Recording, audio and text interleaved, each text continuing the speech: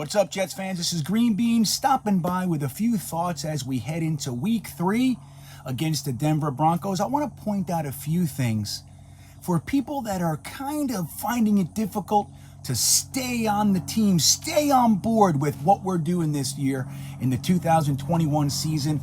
Brand new head coach, brand new offensive coordinator, brand new quarterback, 7 rookies starting, on and on and on. What are we really looking at here? Do we just suck again? Or are we working on something?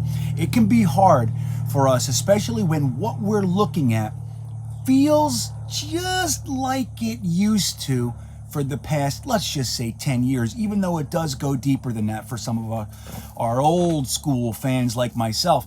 Like when we were at the game this week, soon as he threw that first pick and the fumble was, an inadvertent whistle was blown, a lot of us Jets fans looked around. We said, yep, here we go. We know the same feeling. So it can definitely push you over to that side. But what I'm here to tell you is there are some reasons to feel differently, some reasons to look at this objectively. Number one, I want to point out the difference between a throwaway year and a rebuilding year. I've gotten numerous comments and have had quite a few discussions on this very point, but there is a difference. For example, when we had Josh McCown and Hackenberg and Petty as our quarterbacks and a bunch of receivers that, one guy was traded for at the end of his career and cursed, and we had an undrafted free agent. That's a different team with just a collection of people that you can't build with, as opposed to what we're looking at now, which is a team largely built of young, upstart players in their first 3 years in the league. Now, what we've chosen to do as an organization is we've chose to dig in, take all of our lumps together as a unit, as we install our offense and defense, all of our new game plans and systems and the vernacular and everything that we want our players to be able to apply without using their brains, without having to stop and think about it. You want it to be just a part of their natural movement.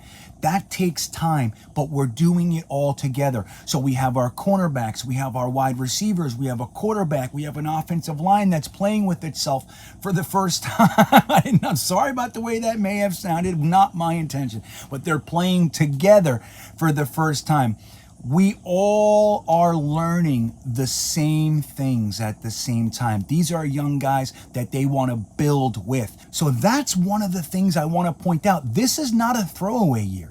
This is what an actual building year looks like. We're not used to seeing this. Usually what we see is $100 million spent in free agency, a bunch of loser draft picks at positions we don't need, and they just come in together, they play a year or two here, they get their last contract and they're gone off into the sunset.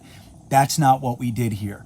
We got a lot of guys in their prime, although a lot of those guys are injured right now, but the rest of them are made up of Joe Douglas draft picks, and we're being able to see what these guys can do on the field together. It's a completely different scenario. But while that's happening, there's some interesting stuff going on.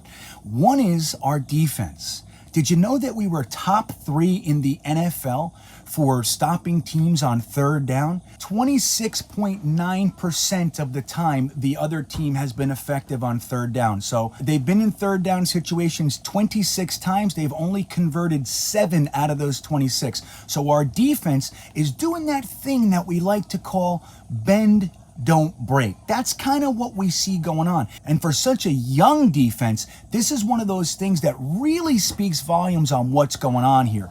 So they've been able to stop teams on third down more than we're used to seeing. 3rd in the NFL currently, while all this learning is going on. Another really cool stat, the opposing team has made it to our red zone 7 times. They've only converted 2 touchdowns out of those 7 trips to the red zone. So that is 28.6%, again, third in the NFL. So our defense, while they're top 10 in run and some other really nifty stats, we can really look at these two indicators for what's going on with our young defense. Now, our offense has a lot to learn. They're trying to get it right. We're seeing drops. We're seeing missed assignments. All stuff that indicates people are thinking. They're up in their head a little bit too much, trying to get to the right position. We see miscommunications from Elijah Moore and Zach Wilson. We're seeing all this kind of stuff going on right now.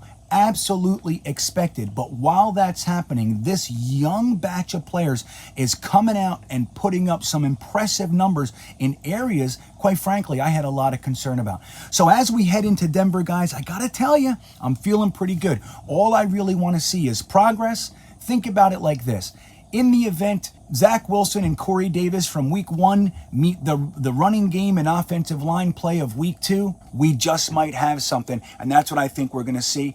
Keep your heads up. Keep the faith. The Jets are working on it. We're looking good moving into week 3, and don't forget, the Denver Broncos are all but looking past us to the Ravens. That's when you get a nice pop in the chops, and I think that's what's going to happen. Let me know what you think in the comments.